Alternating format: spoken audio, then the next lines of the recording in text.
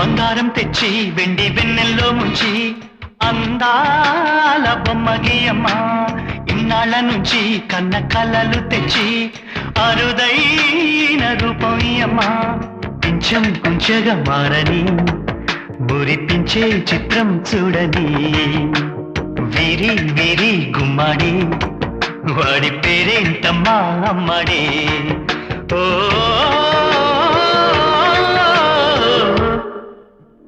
బంగారం తెచ్చి వెండి వెన్నెల్లో ముంచి అందాల బొమ్మ గీయమ్మ.